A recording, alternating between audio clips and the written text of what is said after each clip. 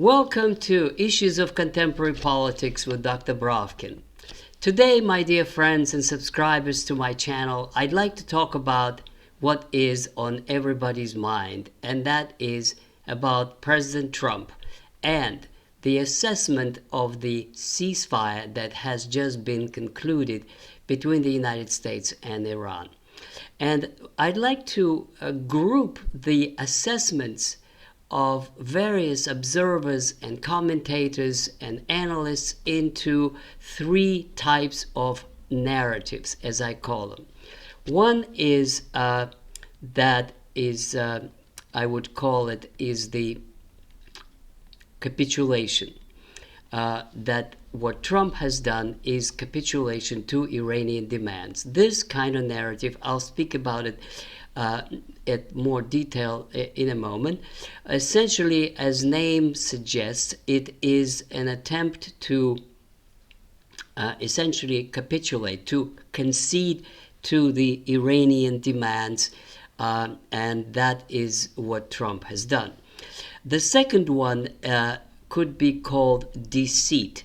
According to this view, what Trump is doing is very similar to what had been done during the 12-day war in 2025. And that is that this is just a pause, that Trump gained a breathing spell, a time to recuperate, to bring more troops, more supplies, to give a chance for the Israelis to have a break from the incessant bombardments, and that is simply a deceit in the sense that the offensive will continue. And after a short break of a week or two, a new onslaught may indeed come. So a capitulation, deceit, and the third view is a breakthrough. These are the people who believe that a real breakthrough has been achieved, that there's a chance for peace, and that a compromise may indeed be worked out, especially if Vice President Vance takes on the business of negotiating, and they may find an appropriate compromise. And in that case, this narrative suggests there is a chance for a breakthrough. Now, my view on this is that in either case, if we discuss every one of those narratives, Trump has lost. And that is why the title of my presentation is that Trump has destroyed himself already. Now, let me discuss each of those, and I will start with a breakthrough. Now, indeed, it may look like what has been achieved does have an appearance of a victory. In other words, Iran, that had refused to cooperate in any way whatsoever, finally has agreed, and it does corroborate that negotiations were going on, even though Iran was denying it, and that a compromise has been gained, at least for the moment. However, the breakthrough is very dangerous in the sense that it raises expectations. And if these expectations are not fulfilled, then the resumption of hostilities will generate even more opposition and rejection and condemnation than it has been so far. Now, also, what is disturbing about this kind of a breakthrough is that Trump has used what he has always been using as a method in his negotiations and what he described in his book and the way he was running his business. And that is his favorite method. Bring the matters to the brink of disaster. Escalate to the highest possible point with threats and all kinds of insults, and then step back. And that is what has been his favorite tactics. Now, but in this case, and this is the most important thing, In this case, his threats to obliterate a whole country, to bomb a country into a stone age, tomorrow we may destroy a civilization, and some of his other will be infamous quotes. That, in fact, generated an outcry of condemnation because this is unacceptable. In other words, Trump has stepped one step too far in his game of politics and game of negotiations. One step too far. It is inappropriate for a president of the United States to use an F word, to threaten, obliterate a whole country and bomb a country into a stone age. From a purely legal point of view and the Geneva Convention, the use of force or a threat of a use of force against civilians is a war crime. From a pure legal point of view, he already can be brought to impeachment for war crimes, and such as the threat to obliterate the country. But more important is his losing his supporters. A lot of people among the generals, as we know, have been sacked because of their opposition to the ground invasion. There are many senators now who are beginning to talk about impeachment. There are protests against his former supporters, such as Tucker Carlson, who called this language vile. There are many others in the MAGA movement who essentially feel that Trump has acted in unpresidential manner, that the image of the presidency has been insulted by this kind of a talk from a mouth of a U.S. president. Frankly speaking, this is more like a talk of a mafia boss than the President of the United States.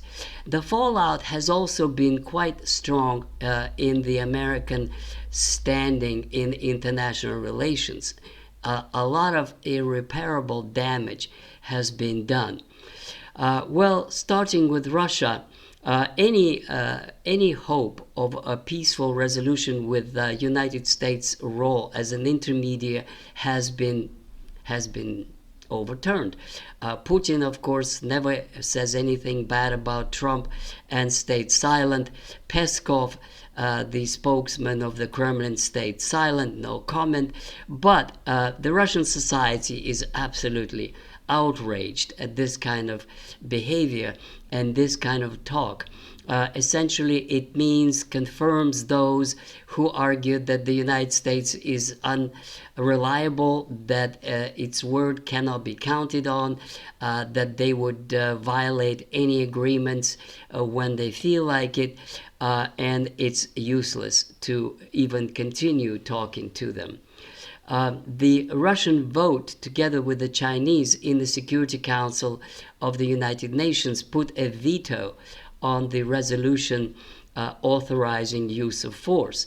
In other words, if Trump had gone ahead with his bombing, it would have been illegal because of the Russian-Chinese veto and because of the force of law that the Security Council resolutions have in international relations.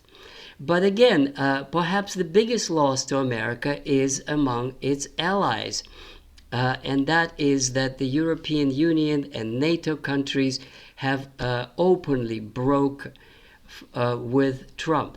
They denounced his war as not our war. They refused to grant use of their airspace and the American bases on their territory if it is a matter of a war in Iran.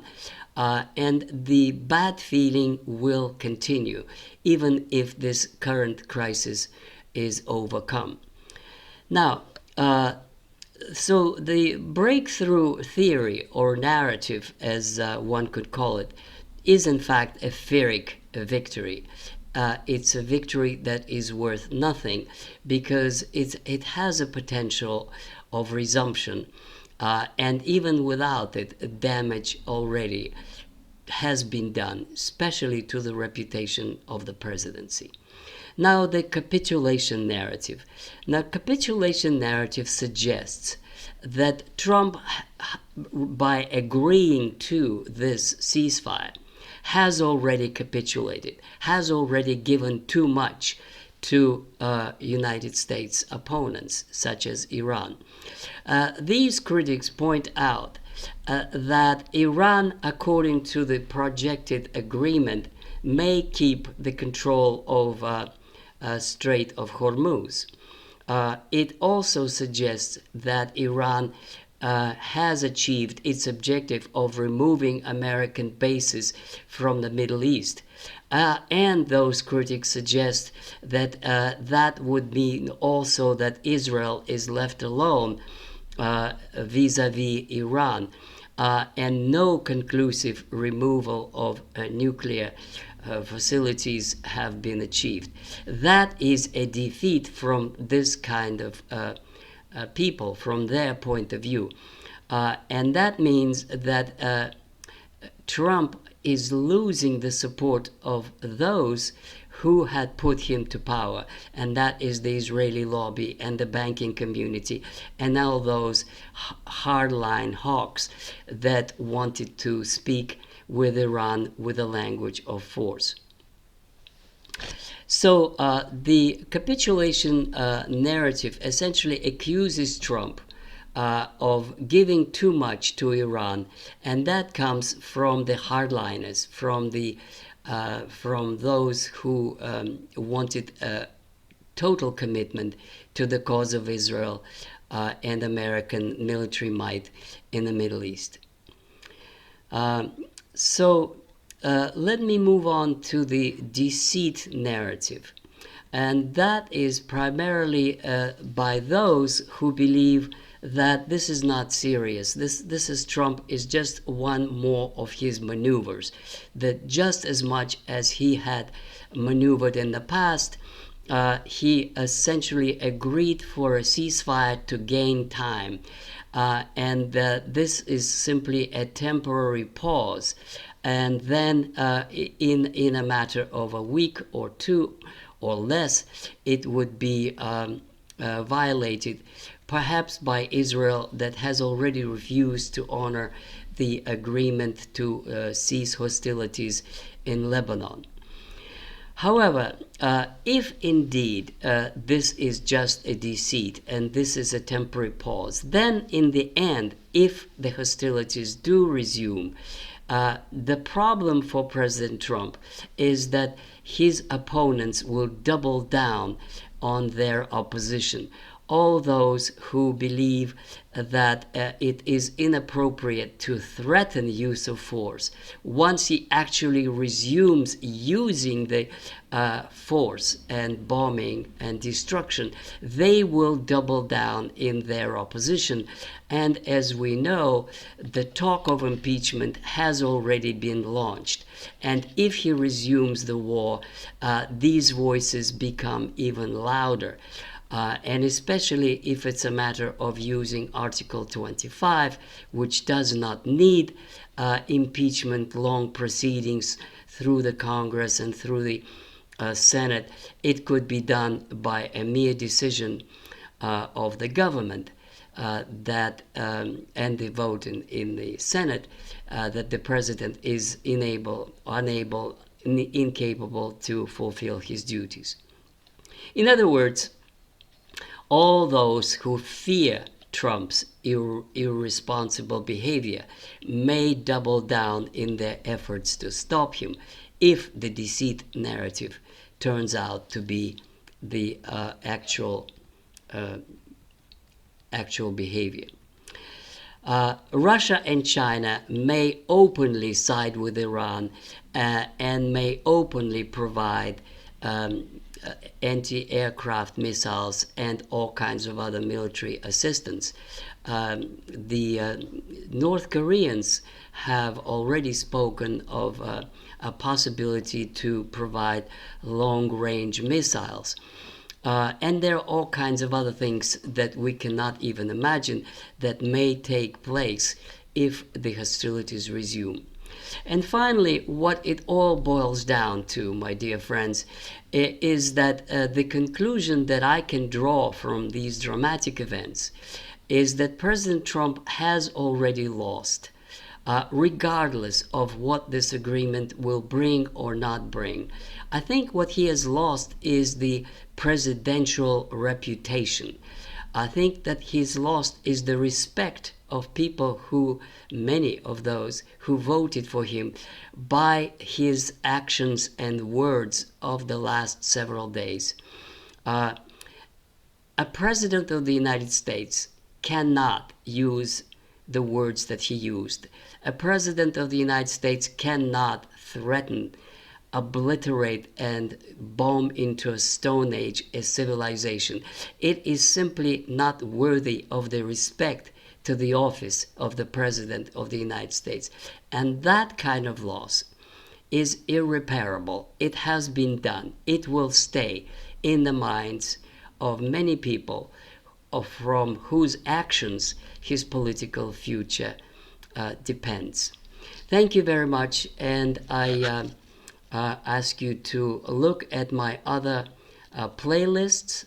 I have one on the war in Ukraine and on Soviet history and Russian history, and I invite you to read my books, and especially the last one, which is From Vladimir Lenin to Vladimir Putin, which soon will be published in Portuguese.